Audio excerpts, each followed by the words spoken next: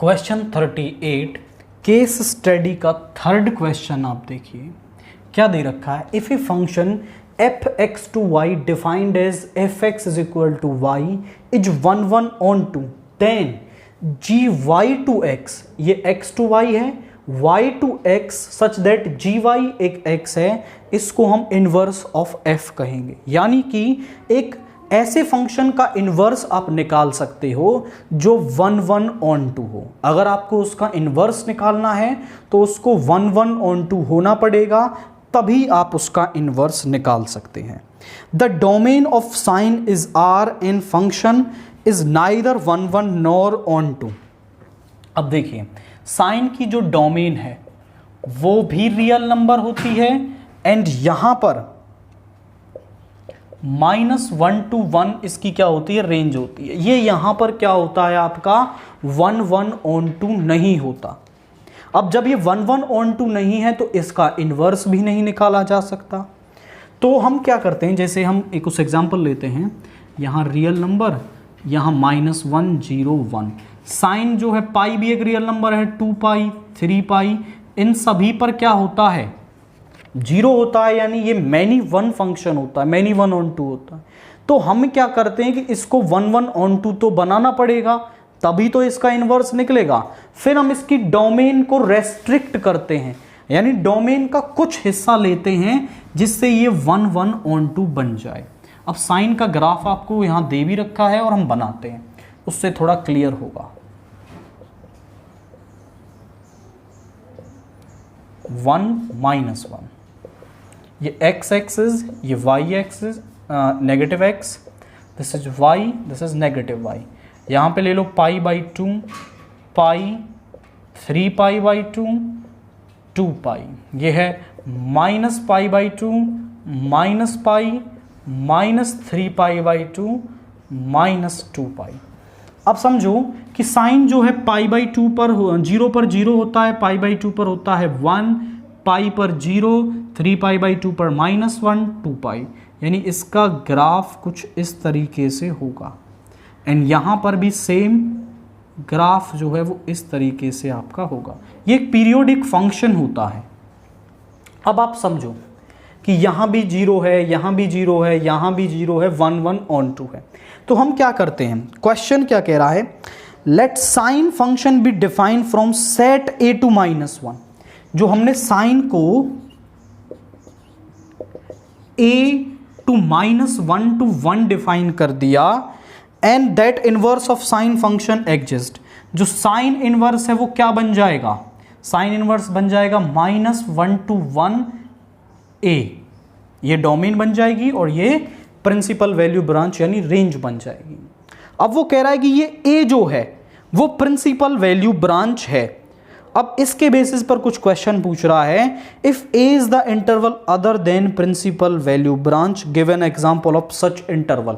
तो क्या जो a है साइन की प्रिंसिपल वैल्यू ब्रांच, यानी कि आप लिख सकते हो उसे -π/2 से π/2, इसके अलावा कुछ और a ऐसा हो सकता है जिसके लिए ये इन्वर्टिबल।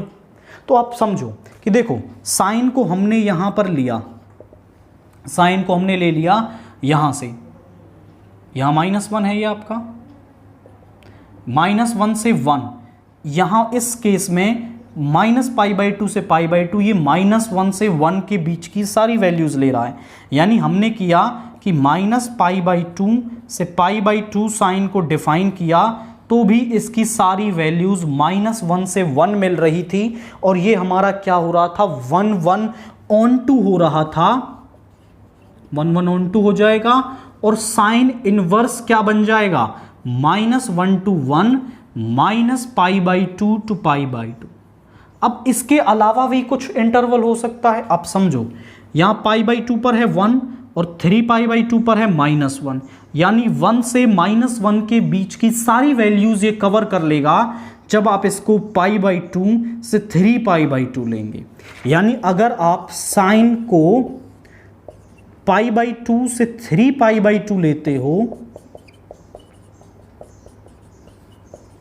-1 to 1, तो जो साइन इनवर्स है वो हो जाएगा -1 to 1 pi by to 3 pi by to. ये आपका यहां पर इस पर्टिकुलर डोमेन पर भी क्या हो जाएगा, इन्वर्टिबल हो जाएगा। आप इसे 3 पाई बाई टू से 5 पाई बाई टू ले लो, साइन 3 पाई बाई टू से 5 पाई बाई टू ले लोगे तो भी ये -1 to 1 मिलेगा और साइन इनवर्स बन जाएगा -1 to 1 3 pi by two to 5 pi by to.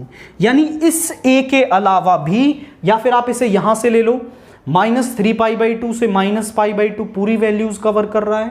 तो a की ऐसी और वैल्यूज हो सकती हैं। a इज इक्वल टू हो सकता है वो आप पाई बाई टू से 3 पाई बाई टू ले लो, या फिर आप उसे 3 पाई बाई टू से 5 पाई बाई टू ले लो, इस पर भी इन्वर्टिबल है, या फिर आप उसे -3 पाई बाई टू से -पाई बाई टू ले लो। और ऐसे कितने ही इंटरवल लेकर के आप इसे 1 1 ऑन 2 बना सकते हैं। तो ये एक ही कुछ एग्जाम्पल यहां पर हो सकते हैं। इसका सेकंड पार्ट देखिए। सेकेंड पार्ट क्या है, sine inverse x is defined from -1 to its principal value branch, find the value of. हमें sine inverse of -1/2 minus of sine inverse 1 की वैल्यू निकालनी है। आप समझो कि साइन जो है वो 1/2 किस पर होता है, 30 पर।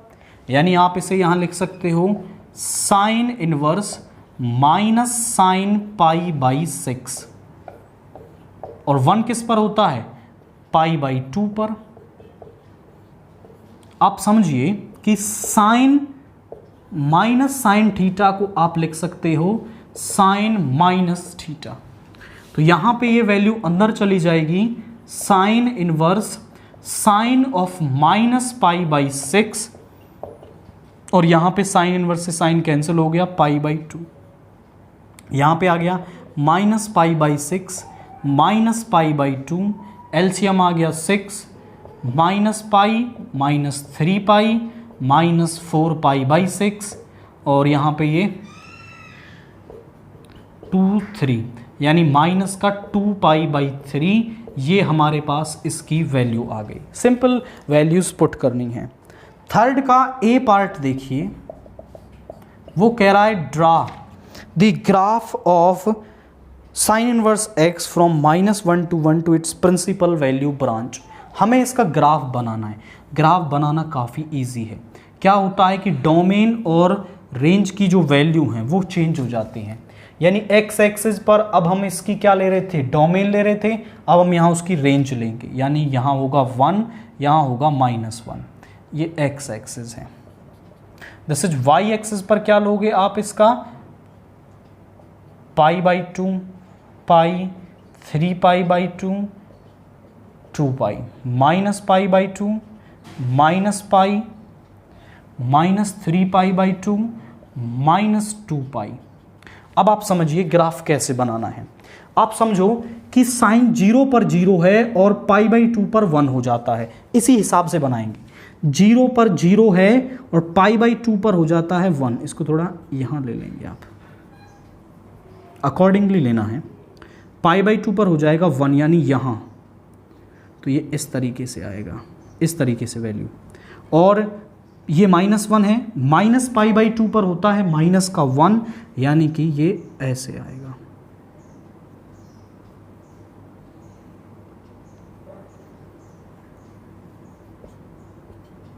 इस तरीके से बनेगा।